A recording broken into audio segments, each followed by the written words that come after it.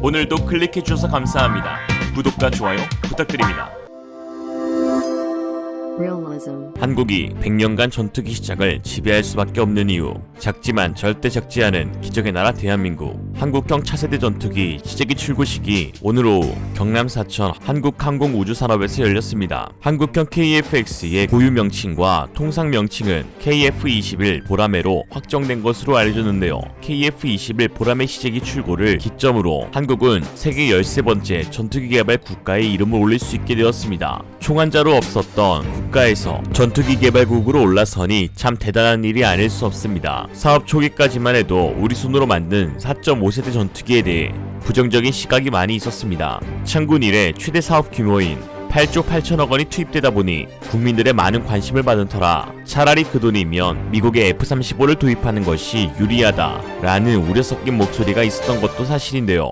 지금 와서 하는 소리이지만 당시에만 해도 충분히 이해가 가는 주장이었습니다. 이유인즉슨 전투기 개발에 필수적인 4대 핵심 기술 이전을 미국이 전부 공식 거부하였기 때문입니다. 4대 핵심 기술은 에이사 레이더와 적외선 탐색 및 추적 장비, IRST, 전자광화 표적 추적 장비, EOTGP, 전자전 제머, 교란 장비, 통합 기술입니다. 이들은 KF-X가 목표물을 포착해 정밀 타격하고 전자전에서 살아남는데 필수적인 장비들인데요. 이 가운데 특히 전투기의 눈이라고 불리는 에이사 레이더 기술은 가히 기밀급으로 선진국들은 유출을 극도로 엄금하고 있습니다. 에이사 레이더 외 나머지 세 가지는 그래도 한국이 이미 개발한 적이 있어서 어려움이 비교적 적었습니다. 2015년 9월 당시 장명진 방위사업총장은 이에 대해 4가지 주력 품목은 국내 기술을 활용해 개발할 계획이다 라고 밝혔을 때에만 해도 돈 낭비라는 지적이 끊이진 않았습니다. 수십 종의 전투기를 개발해온 선진국들도 신형 전투기를 개발하는데 보통 10년 이상의 시간이 걸리기 때문에 처음으로 본격적인 전투기를 만들어보는 우리나라가 선진국의 핵심 기술 지원도 없이 10년 내에 개발을 한다 하니 믿을 수 없다는 반응이 대부분이었던 것이죠.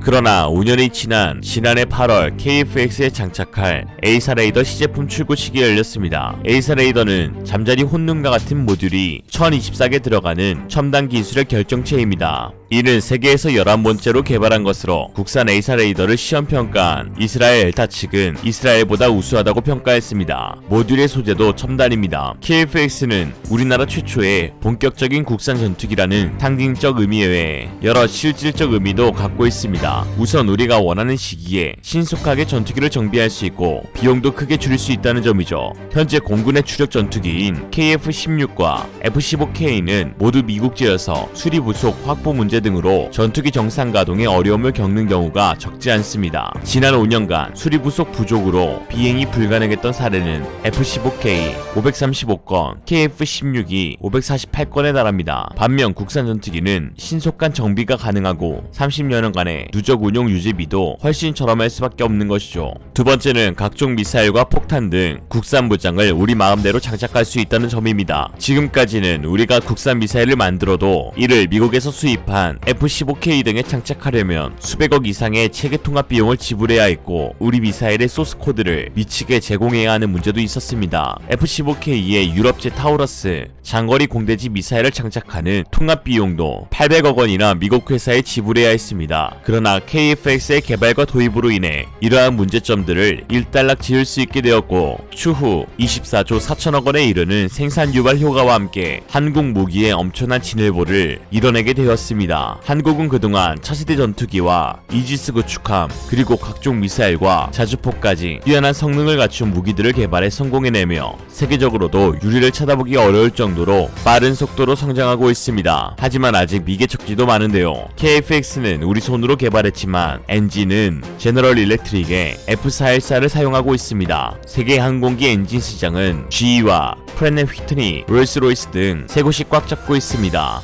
그렇지만 한국에서도 희망이 싹트고 있는데요. 불과 40여 년의 짧은 기간이었지만 단순 엔진 창정비에서 부품 조립으로 다시 국산 부품 생산과 통합으로 큰 도약을 이뤄낸 기업이 있습니다. 바로 한화인데요. 한화의 자회사인 에어로스페이스는 1979년 헬기와 전투기 엔진 창정비 사업으로 엔진 사업에 뛰어들었고 아무런 기술력이 없는 상태에서 불과 1년 만에 주력 전투기인 F4 전투기의 창정비를 완료했습니다. 한국인의 타고난 손재주와 끈기가 이뤄낸 결과입니다. 그리고 지금까지 8,600대가 넘는 항공기와 헬기 등의 엔진을 생산하고 있습니다. 최근에는 영국 롤스로이스, 미국 GE 등과 엔진 부품 공급 계약을 맺고 세계적인 엔진 업체로 도약하고 있습니다. 하나 에어로스페이스는 항공기 엔진 분야에서 축적한 기술을 통해 항공 엔진 부품 사업에도 진출하여 GE, 프렛 앤드 휘트니, 롤스로이스 등 세계적인 항공기 엔진 기업들과 엔진 부품 및 모듈의 국제 공동개발 프로그램 계약을 맺었습니다. 과거 단순 수주, 하청업체 수준에서 벗어나 고부가 가치 제품을 공급하며 안정적 수익을 기대할 수 있는 글로벌 항공기 엔진 부품 사업자로 도약한 것입니다. 작년 11월에는 롤스로이스와 10억 달러, 1조 1천억 원 규모의 최첨단 항공기 엔진 부품 공급 계약을, 그리고 GE와도 3억 달러, 3천억 규모의 수주 계약을 맺었습니다. 그리고 이제 KF-X의 엔진 통합을 앞두고 있는데요. 엔진 부품 국산화율은 39%로 아직 완전한 국산화를 이뤄내지 못했지만 40년 만에 이룬 성과들을 비추어 보았을 때 전투기 엔진 완전 국산화가 꿈이 아닌 현실로 느껴집니다. 전투기 성능에서 엔진이 차지하는 비중은 상당합니다. 아무리 성능이 좋은 한정장비,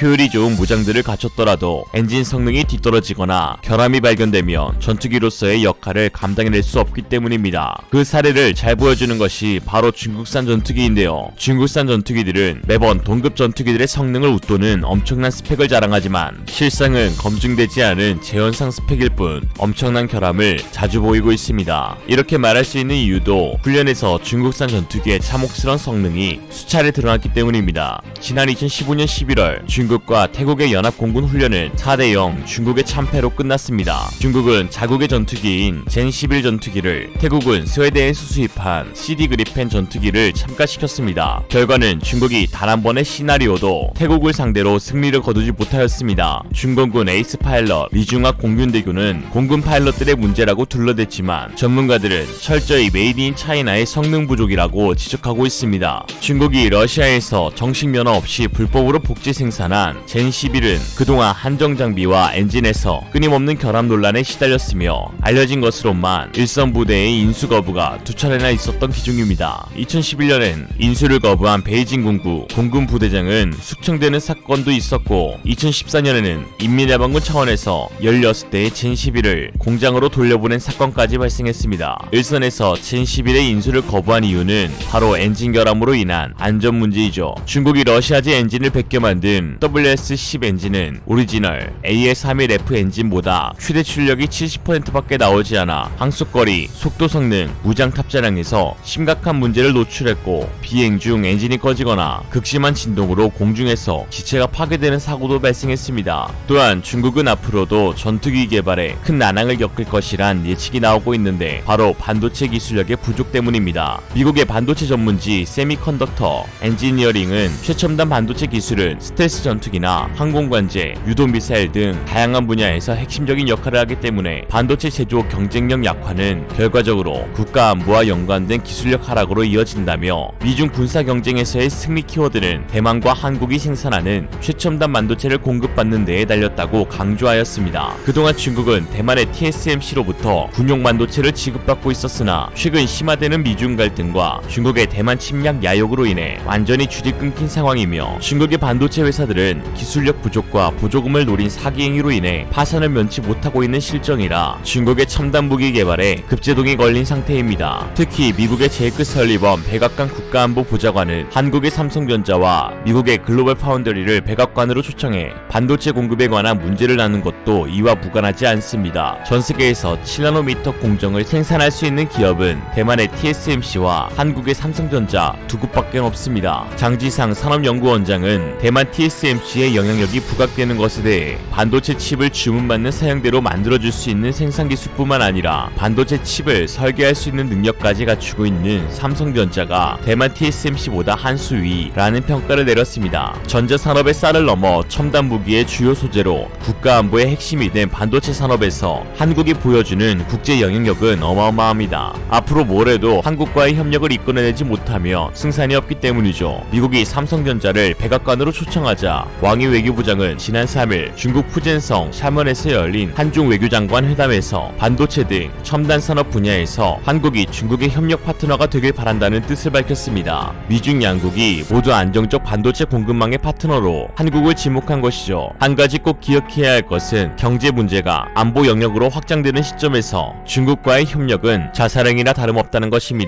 한국은 KF-X의 성공적인 개발로 이제 앞으로 세계 방산 시장을 주도해 나갈 것입니다. 무엇이든 시작하기만 하면 엄청난 기적을 써내려가는 대한민국. 반도체, 항공엔진, 첨단 무기 개발에 멀찍이 앞서 있는 대한민국이 만든 KF-X21 보라매가 중국과 일본의 전투기들을 유린하며 동아시아의 하늘을 지배할 것은 당연한 일이겠죠. 이상으로 리얼리즘이었습니다. 여러분의 생각은 어떠신가요? 현명하고 지혜로운 여러분의 의견을 지금 댓글에 남겨주세요. 감사합니다.